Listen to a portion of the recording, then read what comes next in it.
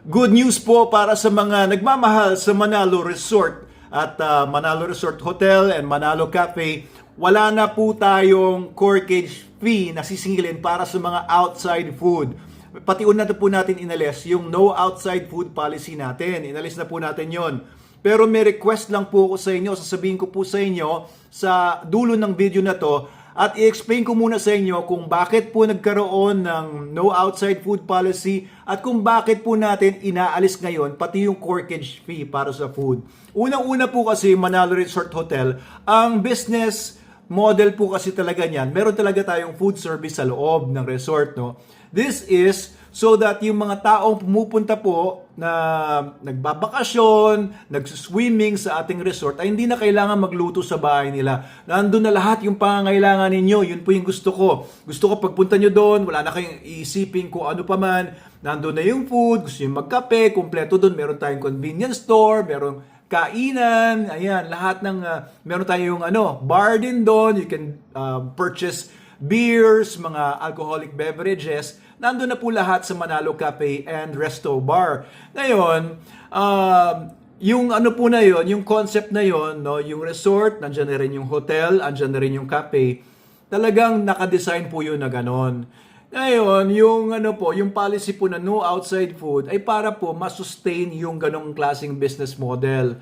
Kasi po, kapag maglalagay ako ng cafe sa isang resort, ganun nga yung ginawa namin, maglalagay din ako ng mga tao doon. Hindi naman pwedeng kung kailan lang may tao, tsaka ka lang mag-hire ng tao, or pag weekends lang, tsaka ka lang mag-hire ng tao. Hindi magiging quality yung tao na i-maintain ko as employees kapag hindi sila magiging full-time na employees, di ba? So, I decided to run the whole facility, including the cafe, all year round.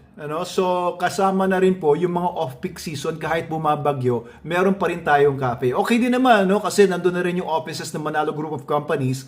Kaya yung mga employees natin, yun na rin yung kanilang mess hall. Yun na rin yung kanilang kinakainan during their lunch break, merienda time. Ayan, so nasa-serve naman po lahat. Pero nung off-peak season kasi, nakita namin yung decline sa mga nagpupunta sa resort. Hindi naman kasi masarap mag-swimming kapag bumabagyo, di ba? Kumikidlat-kidlat pa. And syempre, with the decline of people going to the resort, nag-decline din yung pagkain or yung consumption or yung sales ng cafe. Kasi po, yung Manalo Resort Hotel, nandun yun sa bundok, no, overlooking area siya, nandun sa bundok na hindi talaga puntahin ng mga tao unless magre-resort sila. Or talagang gusto nila talaga yung food doon sa Manalo Cafe. May mga nagpupunta naman doon, no? Because of the food, because of the drinks, coffee, breakfast. So, nung off-peak season po, nakita po namin, ang hina talaga ng benta ng Manalo Cafe, not enough to sustain yung operations kasi nagpapasweldo kami ng F&B manager, nagpapasweldo kami ng cooks, barista, nagpapasweldo kami ng mga food servants, diba? Yung mga naghuhugas ng mga pinggan, etc.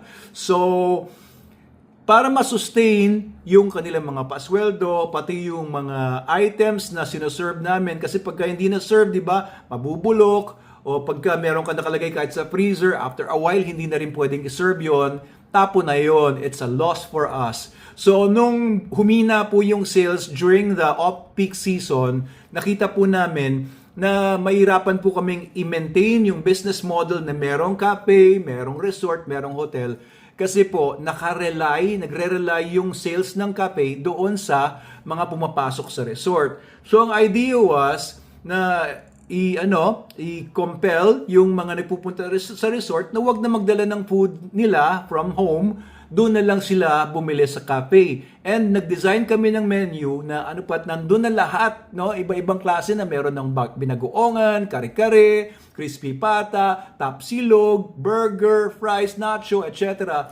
Para hindi nyo naisipin na wala doon yung gusto ninyo. Kompleto siya. Tapos meron pang unli sangyup, di ba? So, mabubusog ka talaga. And yung prices namin, swak na swak sa budget. Kung gusto mong maliit lang yung gastusin mo, pwedeng may option kang ganon. Kung gusto mo naman na mag-splurge at mag-food trip, pwede rin naman. Meron tayong budol bilao. Ang sarap-sarap ng niluluto natin doon. Ang galing po talaga ng mga F&B people natin doon. Ayun, so sabi namin na ilagay natin na no outside food yung policy. Maraming mga nagreklamo, and syempre nakikinig naman po kami, lalo na yung mga tumangkilik sa Manalo Resort Hotel starting nung summertime this year nung nag-open kami. So maraming mga nagtaka bakit ganun. So syempre ayaw naman natin na mawala yung mga customers natin, and yung mga tumangkilik sa atin from the very beginning, syempre hindi naman silang lahat ay may kaya. Ang iba sa kanila ay talagang konti lang yung kaya nilang i-afford for their, alam niyo yun, mga happenings. Pupunta sila sa Manalo Resort Hotel. Malaki na sa kanila yung 190 pesos na entrance para sa adults. Malaki na yung 150 pesos na entrance para sa mga estudyante, estudyante, senior citizen, at saka PWD. And yung 100 pesos na fee para sa mga batang 12 years old below. So, pagka magdadagdag pa tayo ng no outside food policy, ay masyadong mabigat para sa kanila. Meron po tayong mga ganyang kababayan na medyo gipit sa, alam niyo, financial. Pero, mahal naman natin sila kasi talagang mababait sila at maganda naman sila makitungo sa amin. So, sabi namin, sige, gawin na lang natin corkage fee. So, we imposed a 100 peso corkage fee para sa food na ipapasok para sa bawat tao. And yung corkage fee pa na yun, na 100, consumable pa yun doon sa cafe. Pwede mong gastusin para bumili ka ng coffee, ng drinks, or food. Kahit ganun pa rin, meron pa rin mga nagko-complain, umaatras dahil hindi daw nila kaya yung 100 pesos na corkage fee kahit ipambibili na nila yun. So, sabi ko ganito na lang, alisin ko na lang para sa inyong lahat, para masaya tayong lahat. Pero ito na lang, guys, hihilingin ko na lang sa inyo na please po, tangkilikin po natin yung Manalo Cafe. Pagpunta niyo po sa resort, wala na pong sisingilin sa inyong corkage fee for food. Merong corkage fee for alcoholic beverages, Pero yung food, wala na.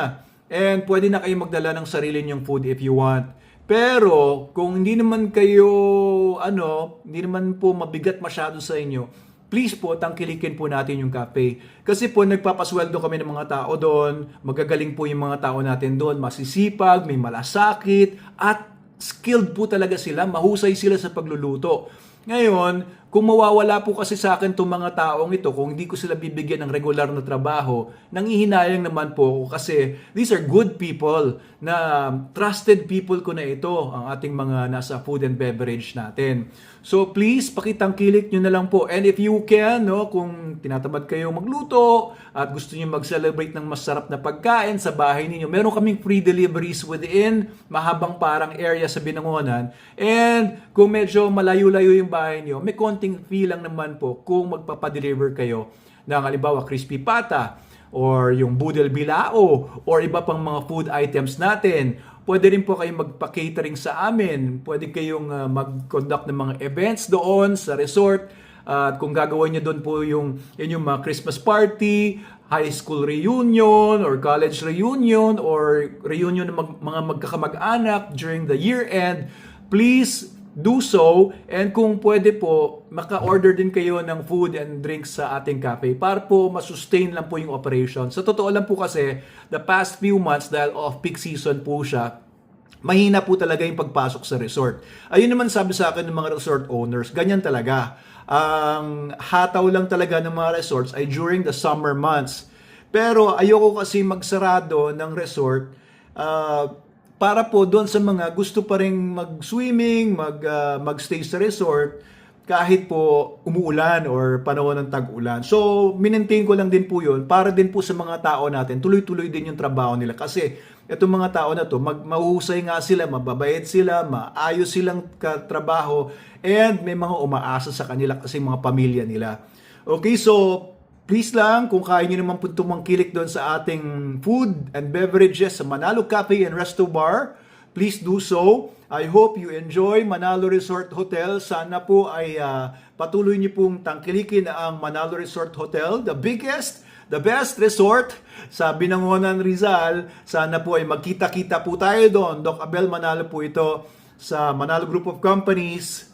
Mabuhay po kayong lahat, and welcome to Manalo Resort Hotel. Wala na pong corkage fee ang food, wala na pong policy na no outside food. Magdala na po kayo ng pagkain, and dalhin niyo po yung buong pamilya at buong barkada ninyo at lahat po ng mga gusto niyo dalhin doon, mga office mates, corporate affairs, mga company outings, etc. Thank you po.